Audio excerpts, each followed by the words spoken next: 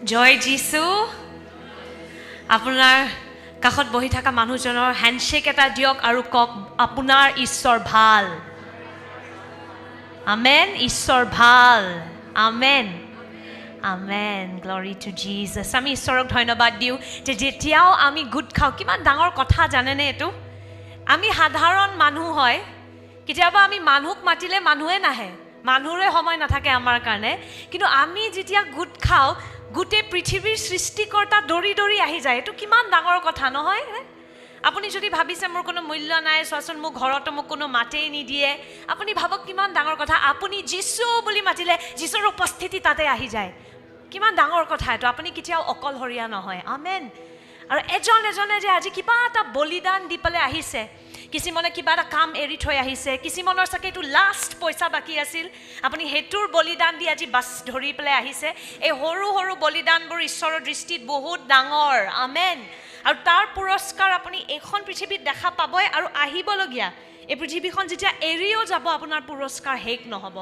আমেন আমেন আৰু যোনে আমাৰ লগত অনলাইনৰ মাধ্যমেৰে জড়িত হৈছে আমি আপোনাক স্বাগতম জনাইছোঁ অসমৰ কোনটো ঠাইৰ পৰা আপুনি জইন কৰিছে লিখিব যাতে আমি আপোনাৰ কাৰণেও প্ৰাৰ্থনা কৰিব পাৰোঁ আপোনাৰ গাঁৱৰ কাৰণে আপোনাৰ চহৰৰ কাৰণে প্ৰাৰ্থনা কৰোঁ আমি অসমক প্ৰেম কৰোঁ আমেন আৰু সেইকাৰণে আমি অসমৰ কাৰণে প্ৰাৰ্থনা কৰি আছোঁ চবে ভাৰত দেশ এৰিবলৈ বিচাৰে আমি ভাৰত দেশত থাকি এইটো ঠাইৰ কাৰণে প্ৰাৰ্থনা কৰিবলৈ বিচাৰোঁ কাৰণ ঈশ্বৰে আমাৰ যীশুৱে এই দেশখনক প্ৰেম কৰে আমেন আজি ঈশ্বৰৰ পৰা আমাৰ কাৰণে এটা বহুত দৰকাৰী বাক্য আছে যোনটো মই নিজকে প্ৰত্যেকটো মুহূৰ্তত মনত পেলাই দি থাকোঁ যীশুখ্ৰীষ্টই এটা বস্তু বহুত ঘৃণা কৰে আমি যদি দুৰ্বল হওঁ সেইটো যীশুৰ কাৰণে একো প্ৰব্লেম নাই কিবা এটা ভুল কৰিলে কেতিয়াবা ভুল সময়ত ভুল কথা কৈ দিলে ক্ষমা কৰি দিব আপোনাক সহায় কৰিব আমেন কিন্তু এটা বস্তু যীশুখ্ৰীষ্টই প্ৰকাশিত বাক্যত কৈছিলে এনেকুৱা বনি ক'লে মই মুখৰ পৰা উলিয়াই পেলাই দিম বুলি আৰু সেইটো কি হয় যেতিয়া আমি বিশ্বাসত কুহুমীয়া হৈ যাওঁ যীশুখ্ৰীষ্টই কৈছিলে প্ৰকাশিত বাক্যত গৰম হ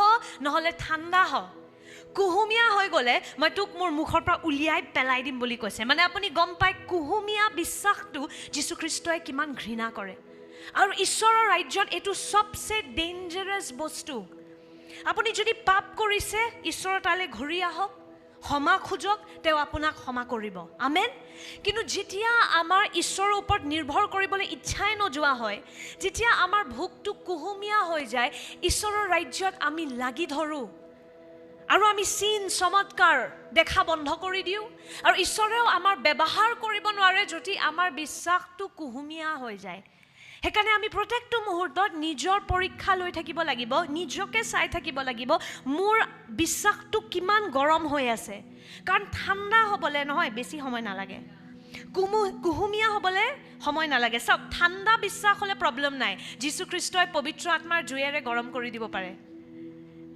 আৰু গৰম হৈ থাকিলে গৰমে আছে বিশ্বাস কিন্তু কুহুমীয়া মানে কি এটা সময়ত গৰম আছিলে কিন্তু লাহে লাহে জগতৰ বতাহ লাগি সেই বিশ্বাসটো কুহুমীয়া হৈ যায় সেইকাৰণে যীশুৱে কুহুমীয়া বিশ্বাস বস্তুটো বহুত বেয়া পায় কুহুমীয়া চাহ খাই পাইছেনে বেয়া নালাগেনে চাহ গৰম হ'ব লাগে নহ'লে বৰফ থকা আইচ টি হ'ব লাগে কোনোবা এটা ভাল লাগে কুহুমীয়া চাহ বস্তুটো বহুত বেয়া লাগে আপুনি ভাবক কুহুমীয়া বিশ্বাসটো কিমান লেতেৰা বস্তু সেইকাৰণে আমি চাব লাগিব আমাৰ বিশ্বাসটো কুহুমীয়া হৈ যায় নেকি সেইকাৰণে আজি মই আপোনালোকক কেনেকৈ আত্মাত দৰিদ্ৰ হৈ থাকিব লাগে সেইটোৰ বিষয়ে আমি আজি শিকিবলৈ গৈ আছোঁ আত্মাত দৰিদ্ৰ হৈ থকাটো বহুত দৰকাৰ আত্মিক দৰিদ্ৰতা তাৰ মানে কি যীশুৰ ওপৰত সম্পূৰ্ণৰূপে নিৰ্ভৰ কৰি থকা আমেন যে যীশুখ্ৰীষ্ট তুমি যদি নাথাকা মই উশাহ ল'ব নোৱাৰোঁ মই এক খোজ দিব নোৱাৰোঁ তোমাৰ বাহিৰে মোৰ জীৱনত একো ফল নাথাকিব হেতুক কওঁ আমি আত্মিক দৰিদ্ৰতা আৰু হেতু থাকিলে নহয় আপোনাৰ ঈশ্বৰৰ ৰাজ্যত অলৌকিক ৰূপে ঈশ্বৰে ব্যৱহাৰ কৰিব পাৰে সেইকাৰণে সেই দৰিদ্ৰতাটোৰ পৰা কেতিয়াও উভতি নাহিব সমস্যাটো কি হয় জানে আমি যেতিয়া খ্ৰীষ্টৰ ৰাজ্যলৈ আহোঁ আমি সকলোৱে ভাঙি চিঙি ফুটি আহিছোঁ মনত আছেনে যোনবোৰ মানুহে সঁচাকৈ যীশুখ্ৰীষ্টক গ্ৰহণ কৰিছে পুৰা হৃদয়ৰ পৰা আপোনাৰ মনত আছে আপোনাৰ আৰম্ভণি কেনেকৈ হৈছিল কেনেকুৱা অৱস্থাত আপোনাক যীশুখ্ৰীষ্টই উঠাইছিলে মনত আছে কোনোবা মৰিব লৈছিলে কাৰোবাৰ কেঞ্চাৰ হৈ আছিলে কোনো চাউলৰ কাৰণে যীশুখ্ৰীষ্টলৈ অহা নাই কাৰণ তেতিয়া মই চাউল দি পেলাই যীশুক এৰিও দিব পাৰোঁ আমি সবে যীশুৰ তালৈ আহিছিলোঁ কাৰণ আমি অনন্ত জীৱন পাইছিলোঁ যোনটো সময়ত মোক বেলেগ একো বস্তুৱে সহায় কৰিব পৰা নাছিলে যীশু তেতিয়া উপায় বনি আহিলে আমেন। আপুনি ডিপ্ৰেশ্যনত আছিলে, আত্মহত্যা কৰিবলৈ আছিলে, এনেকুৱা ভাবি আছিলে যে মোৰ জীৱনত একো উদ্দেশ্য নাই, মূল্য নাই। সেইখিনি সময়ত যীশুখ্ৰীষ্ট প্ৰকাশ বনি পালে আপোনাৰ পৃথিৱী, আপোনাৰ জগতখন সলনি কৰিলে। মনত আছেনে সেই দিনবোৰ? আৰু কেনেকুৱা পাগল আছিলোঁ আমি তেতিয়া যীশুৰ কাৰণে। সভা আৰম্ভ হোৱাৰ আগতে আমি আহি যাম, হা, বাকী মানুহ আহে নাহে আমি তাতে আহি যাম। মোৰ পইচা বেলেগ বস্তুত মই ব্যৱহাৰ নকৰোঁ, প্ৰথম মই যীশুৰ ৰাজ্যতে দিম। সব প্ৰেয়াৰ মিটিঙত মই যাম, য'তে যীশুৰ প্ৰচাৰ হ'ব, যি হ'ব মই যামেই। লাগিলে মই ছুটি ল'ব লাগিব, মই গালি শুনিব লাগিব, মোৰ সমাজে হাঁহিব, কিন্তু মই যামেই, কাৰণ যীশুৱে মোৰ জীৱন সলনি কৰিছে। কিন্তু লাহে লাহে লাহে লাহে সমস্যাটো কি হয়, যেতিয়া আপুনি যীশুৰ ৰাজ্যলৈ আহে, আমি ভাঙি চিঙি আহোঁ তেওঁৰ তাত, কিন্তু তেওঁ আমাক ভাঙি চিঙা থৈ নিদিয়ে। তেওঁ আমাৰ জীৱনটো লাহে লাহে লাহে লাহে সলনি কৰি গৈ থাকে। আৰু আপুনি চাব আপোনাৰ জীৱনত আশীৰ্বাদ আহিবই। এটা সময়ত আপোনাক খাবলৈকে নাছিলে, কিন্তু এতিয়া যীশুক যেতিয়া আৰাধনা কৰে অলৌকিক ৰূপে চাকৰি আহি যায়। সেইকাৰণে মানুহে আমাক দেখি আচৰিত পায় যে বা বৰ আজিকালি নতুন কাপোৰ পিন্ধি আছা দেখোন, বৰ আজিকালি মুখত হাঁহি, কি হৈ আছে? কি কৰিম? যীশুখ্ৰীষ্ট যেতিয়া হৃদয়ত আহে সেনেকুৱা ফূৰ্তি আহে, কিয় কৰে? একো কৰিব নোৱাৰোঁ আমি, সেইটো অলৌকিক হয়, এইটো বুজাবও নোৱাৰি মানুহক। আমেন। ফাটা কাপোৰ পিন্ধিলেও ধুনীয়া দেখে, কি কৰিম? হা, 100 টকীয়া কাপোৰ পিন্ধিলেও লাগে যেনিবা গুচি প্ৰাদা পিন্ধি আছোঁ, কৰিম কি? সেইটো ঈশ্বৰৰ মহিমা হয়। আমেন। লাহে লাহে লাহে লাহে লাহে লাহে জীৱনটো সলনি হৈ গৈ থাকে। মোৰ নিজৰ জীৱন মনত আছে, যেতিয়া আৰম্ভণিত মই যীশুলৈ আহিছিলোঁ, কিমান সমস্যা, বুজাব নোৱাৰোঁ যে ঈশ্বৰ ক'ৰ পৰা ঠিক কৰিবা তুমি? ঘৰকে চম্ভালিবা নে মোকে চম্ভালিবা? মোৰ 101টা বেমাৰ আছিলে, আমাৰ পৰিয়ালটো ভাঙা আছিলে, মই ভাবিছিলোঁ ক'ৰ পৰা চম্ভালিবা? কিন্তু এতিয়া এনেকুৱা হৈ গৈছে, মই সমস্যা বিচাৰি নাপাওঁ আৰু। এনেকুৱা হৈ গৈ আছে, যোনটো বাক্যত লিখা আছে, তুমি তোমাৰ শত্ৰু বিচাৰিবা আৰু বিচাৰিব নোৱাৰিবা, তোমাৰ শত্ৰু বিচাৰি নাপাবা আৰু, সেনেকুৱা আহি যায়। কিন্তু তাতে সেই ভাল দিনত এটা ডেঞ্জাৰো আছে, সেইটো হ'ল আমি আত্মিক ৰূপে দৰিদ্ৰ হোৱা বন্ধ কৰি দিওঁ।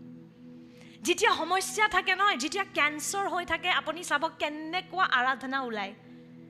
যেতিয়া হাজবেণ্ডে এৰি থৈ গুচি গ'ল, কেনেকুৱা আৰাধনা ওলায়। যেতিয়া আপোনাৰ তাৰণা চলি আছে, ভিতৰৰ পৰা এটা আৰাধনা ওলায়। কিন্তু লাহে লাহে লাহে লাহে চব ভাল হৈ যায়, হাজবেণ্ডো আহি যায় যীশুলৈ, চাকৰিও আহি গ'ল, পৰিয়ালো ভাল হৈ গ'ল, আৰু সেই দৰিদ্ৰতাটো কমি কমি গৈ থাকে। তাৰপিছত যদি কোনোবাই কয় আজি সভা আহিবা ন, চাওঁ দিয়াচোন, চেষ্টা কৰিম, বহুত ব্যস্ত হৈ আছোঁ। আগতে যোনটো মানুহ মানে চব এৰি পেলাই আহি যাব পাৰে, লাহে লাহে সেই মানুহটো কেনেকৈ যীশুৰ প্ৰতি ভোকটো কমি কমি গৈ থাকে। আৰু তেতিয়া কি হৈ যায়, ঈশ্বৰে আমাক আৰু লাহে লাহে লাহে লাহে ব্যৱহাৰ কৰিব নোৱাৰা হৈ যায়। আমাৰ জীৱনটো সাধাৰণ হৈ যায়। আমি যোনটো কওঁ কুহুমীয়া খ্ৰীষ্টিয়ান, মানে এনেই নিয়মৰ কাৰণে এটা খ্ৰীষ্টিয়ান, সেইটো মানুহ কেনেকুৱাকৈ এনেকৈ হ'ল, কুহুমীয়া হয়। বহুতৰ আৰম্ভণি বঢ়িয়া আছিল, গৰম আছিল, কিন্তু লাহে লাহে লাহে লাহে ভাল দিন দেখি দেখি শয়তানে সেই আশীৰ্বাদবোৰকে তেওঁলোকৰ ঈশ্বৰ বনাই দিয়ে, আৰু লাহে লাহে লাহে লাহে ঈশ্বৰৰ কাৰণে তেওঁলোকৰ জীৱনত ঠাই নাথাকে। সেইটো চবচে ডেঞ্জাৰাছ বস্তু। সেইকাৰণে অনবৰতে আত্মিক ৰূপে দৰিদ্ৰ হৈ থাকিব লাগিব আমি। যিমানে আশীৰ্বাদ আহি নাযাওক, যীশু তুমি মোৰ ঈশ্বৰ হয়, গাড়ীখন মোৰ ঈশ্বৰ নহয়, চাকৰি মোৰ ঈশ্বৰ নহয়, এই কইনাজন বা দৰাজন মোৰ ঈশ্বৰ নহয়, যীশু তুমি মোৰ ঈশ্বৰ হয়। আমেন। প্ৰত্যেকটো মুহূৰ্তত আমি আত্মিক ৰূপে দৰিদ্ৰ হৈ থাকিব লাগিব, তেতিয়াহে ঈশ্বৰে আমাৰ ব্যৱহাৰ কৰিব পাৰে। আমেন। যদি কোনোবা এটা আশীৰ্বাদে আমাক ঈশ্বৰৰ প্ৰতি কুহুমীয়া কৰি পেলাই, সেই আশীৰ্বাদটো অভিশাপ বনি যায়। সেইকাৰণে আমি নিজকে চাই থাকিব লাগিব। আমেন। সেইকাৰণে যীশুখ্ৰীষ্টই মঠি 5 অধ্যায় 3 পদত এটা বহুত ধুনীয়া বস্তু কৈছিল, যোনটো মোৰ এইটো গোটেই বছৰটো এইটো মোৰ কাৰণে এইটো এটা ৰিমাইণ্ডাৰ হয় বা এটা পৰীক্ষাও হয় নিজৰ কাৰণে। মঠি 5 অধ্যায় 3 পদ, আত্মাত দৰিদ্ৰসকল, আহক আমি একেলগে পঢ়িম, 1 2 3। আত্মাত দৰিদ্ৰসকল ধন্য, কিয়নো স্বৰ্গ ৰাজ্য তেওঁলোকৰ। আমেন। আৰু বহুত মানুহে এই পাঠটো ভুলদৰে শিকায় আৰু কয় দৰিদ্ৰ হ'ব লাগিব, গৰীব হ'ব লাগিব, তেতিয়াহে আপুনি ঈশ্বৰৰ ৰাজ্যটো দেখা পাব। কিমান গৰীব মানুহ আছে যোনে ঈশ্বৰৰ ৰাজ্য গ্ৰহণ নকৰে। গৰীব হোৱা মানে এইটো নহয় যে আপুনি নম্ৰ হয়। মই বহুত গৰীব অহংকাৰী মানুহো লগ পাইছোঁ। আমি যেতিয়া কাপোৰো দিব যাওঁ, এইটো ব্ৰেণ্ড নালাগে, মোক কলা এটা জেকেট লাগে। আৰু মই বহুত ধনী মানুহো লগ পাইছোঁ যোনে আত্মাত দৰিদ্ৰ, যাৰ কাৰণে বাক্য গ্ৰহণ কৰাটো বহুত সহজ। এইটো আপোনাৰ ৱালেটৰ কথা লিখা নাই ইয়াতে, যে আপুনি দৰিদ্ৰ হ'ব লাগিব, গৰীব হ'ব লাগিব, তেতিয়াহে ঈশ্বৰে আপোনাক গ্ৰহণ কৰিব। নহয়, আপুনি গৰীব হওক, ধনী হওক, কিন্তু আত্মাত দৰিদ্ৰ হ'ব লাগিব। মানে কি, ঈশ্বৰৰ প্ৰতি আপোনাৰ এটা ভোগ থাকিব লাগিব, তেওঁৰ ওপৰত নিৰ্ভৰ কৰিব লাগিব, যে তুমি নাথাকিলে যীশু মই একদিনো আগবাঢ়িব নোৱাৰোঁ। আৰু যীশু খ্ৰীষ্টই কৈ আছে, যোনবোৰ মানুহ এনেকৈ থাকিব পাৰে তেওঁলোকৰ হয় গোটেই ৰাজ্য। যোনদিনা আমি ভাবা আৰম্ভ কৰোঁ যে যীশু নহ'লেও মই মেনেজ কৰি ল'ম, মই পাৰি যাম, তেতিয়া আমি আচৰিত বস্তু দেখা বন্ধ কৰি দিওঁ। সেইকাৰণে আপুনি আজি বহি আছে যে নিজৰে পৰীক্ষা লওক, মই আত্মাত দৰিদ্ৰ হৈ আছোঁ নে নাই। আৰম্ভণিত যেনেকুৱাকৈ মই যীশুৰ কাৰণে ভোকাতুৰ হৈ আছিলোঁ, চব এৰি মেলি যীশুৰ তালৈ আহিম। মোক কোনো ক'বই নালাগে যীশুৰ ৰাজ্যত আহিবলৈ, এটা সভা এটা এটেণ্ড কৰিবলৈ। যীশুৰ প্ৰচাৰ হৈ আছে, মই আহিম। আৰাধনা হৈ আছে, মই যামেই। আৰু কেনেকৈ লাহে লাহে লাহে লাহে সেই ভোকটো কমি কমি গৈ থাকে, যে এতিয়া বেলেগ বস্তু, কাপোৰ ইস্ত্ৰি কৰা, মোজা কিনিবলৈ যোৱা, চব্জি কিনিবলৈ যোৱা, কেনেকৈ যীশুতকৈ বেছি দৰকাৰী হৈ উঠে। যীশুৱে কৈ আছে, আত্মাত দৰিদ্ৰ হৈ থকা সকলোৰে হয় মোৰ ৰাজ্য। আমেন। আত্মিক দৰিদ্ৰতা মানে যেতিয়া আপুনি অনবৰতে যীশুৰ ওপৰত নিৰ্ভৰ কৰি থাকে। যীশু তুমি লাগে, তুমি লাগে, তুমি নাথাকিলে একো নাই, তুমি নাথাকিলে একো নাই। আমেন। দাউদ এজন এনেকুৱা ব্যক্তি আছিলে যোনে নিজৰ জীৱনত বহুত ভুল কৰিছে।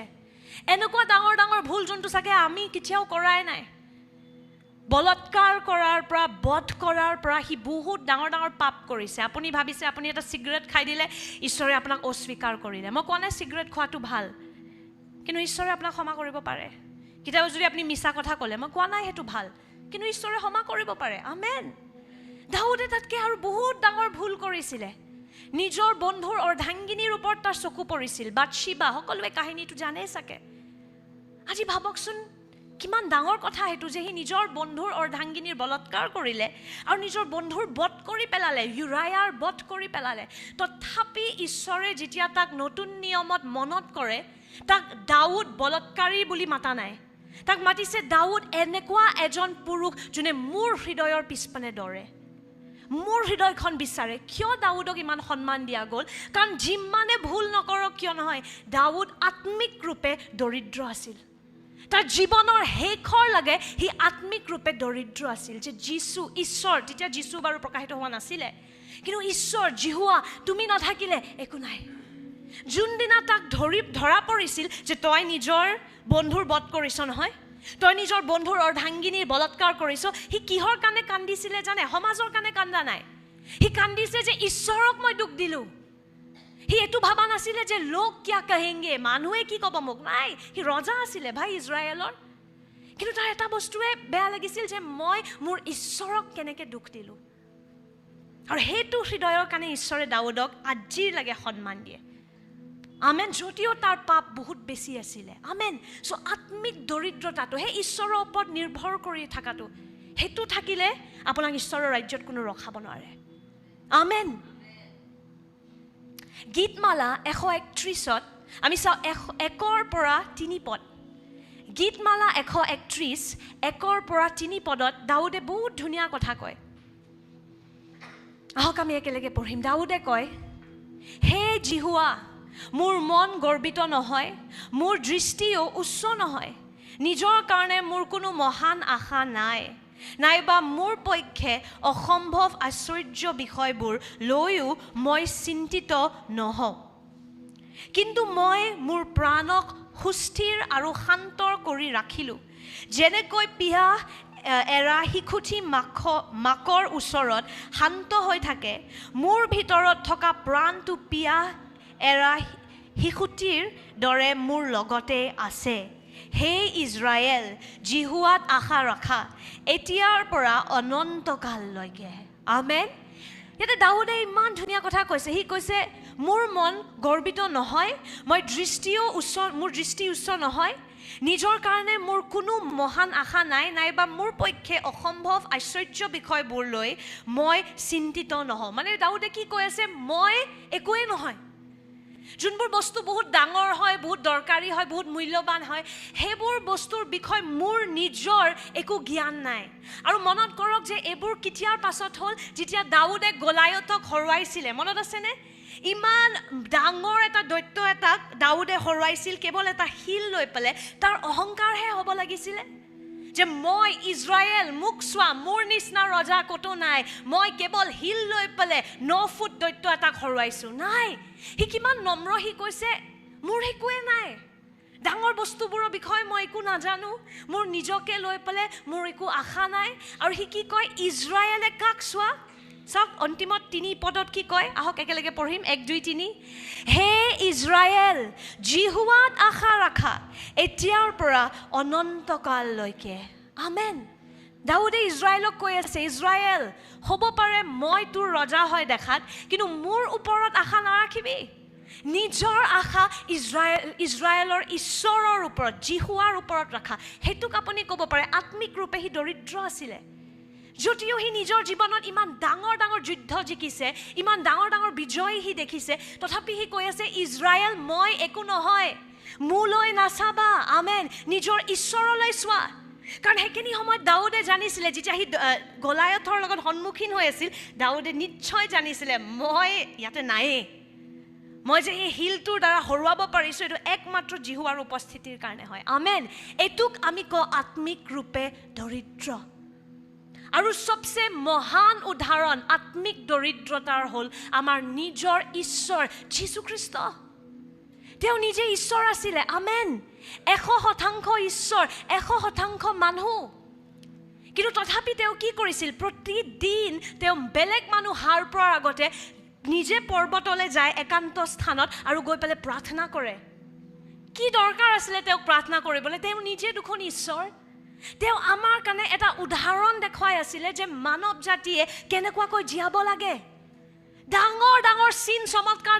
কৰাৰ পাছত যীশুখ্ৰীষ্টই ফূৰ্তি নকৰে ৱাহ পিটাৰ নোটছ লৈ ল এনেকৈ কৰিব লাগে মোৰ অটোগ্ৰাফ লৈ ল জেমছ জোহন মোৰ অটোগ্ৰাফ লৈ ল নাই বাক্যত লিখা আছে হাজাৰ হাজাৰ মানুহ খোৱাৰ পাছত যীশুখ্ৰীষ্ট লগে লগে একান্ত স্থানত আহি পেলাই প্ৰাৰ্থনা কৰা আৰম্ভ কৰে কাৰণ যীশুৱে জানিছিল যদি পিতৃয়ে মোৰ সহায় নকৰে পুত্ৰই একো কৰিব নোৱাৰে হেতুক আমি কওঁ আত্মিক দৰিদ্ৰতা আমেন জোহন 5 অধ্যায় 19 পদ জোহন 5 অধ্যায় 19 পদ আহক একেলগে পঢ়িম ইয়াৰ উত্তৰত যীশুৱে তেওঁলোকক ক'লে মই সঁচাকৈ আপোনালোকক কওঁ পুত্ৰই নিজৰ পৰা একো কৰিব নোৱাৰে পিতৃক যি কৰা দেখে কেৱল তাকেহে কৰিব পাৰে আমেন চাওক যীশুখ্ৰীষ্ট ঈশ্বৰ আছিলে বহুত মানুহে এইটো পাঠ পঢ়ি পেলাই ক'ব যে চোৱা যীশুৱে নিজে কৈছে তেওঁ মানুহে আছিল ঈশ্বৰ বেলেগ আছে তেওঁক সহায় নকৰিলে তেওঁ একো কৰিব নোৱাৰে নহয় বুজি পোৱাটো বহুত দৰকাৰ ফিলিপিয়া 2 অধ্যায়ত কি লিখা আছে যীশুখ্ৰীষ্ট যদিও ঈশ্বৰ আছিলে নিজৰ অলৌকিক শক্তিবোৰক ত্যাগ কৰি পেলাই এই পৃথিৱীখনত আহিলে নিজৰ সেই উদ্দেশ্যটো পৰিপূৰ্ণ কৰিবলৈ আমেন মানৱ জাতিক ক্ষমা পাবলৈ এটা মানুহ এটাই বলিদান দিয়াটো দৰকাৰ আছিল সেইকাৰণে যীশুখ্ৰীষ্ট যদিও অনন্তকালৰ পৰা ঈশ্বৰ আছিল তেওঁ আমাৰ কাৰণে সাধাৰণ মানুহৰ ৰূপত আহিলে নিজৰ অলৌকিক ক্ষমতাবোৰ ত্যাগ কৰি পেলাই সেই উদ্দেশ্যটো পৰিপূৰ্ণ কৰিবলৈ এই পৃথিৱীখনত আহিলে আমেন সেইকাৰণে যীশুৱে এইটো কোৱা নাই যে মই ঈশ্বৰ নহয় কিন্তু কৈ আছে যে সেইখিনি সময়ত যেতিয়া পৃথিৱীত কাম কৰি আছিলে যদি পিতৃয়ে সহায় নকৰে তেওঁ একো কৰিব নোৱাৰে আপুনি তাতে দেখা পায় এটা আত্মিক দৰিদ্ৰতা পিতৃয়ে যদি সহায় নকৰে মই না চিন চমৎকাৰ কৰিব পাৰোঁ না মই প্ৰচাৰ কৰিব পাৰোঁ মই একো কৰিব নোৱাৰোঁ আমেন আপুনি আত্মিক ৰূপে দৰিদ্ৰ হৈ আছেনে নাই নে এতিয়া লাহে লাহে বিশ্বাসটো কুহুমীয়া হৈ গৈ আছে এতিয়া মই প্ৰাৰ্থনা নকৰিলেও চলি যাব মই যদি মণ্ডলী নাহোঁ চলি যাব বাক্য নপঢ়িলেও মই মেনেজ কৰিব পাৰোঁ কাৰণ মোৰ হৈ গৈছে এতিয়া মোৰ কেঞ্চাৰ নাই নহয়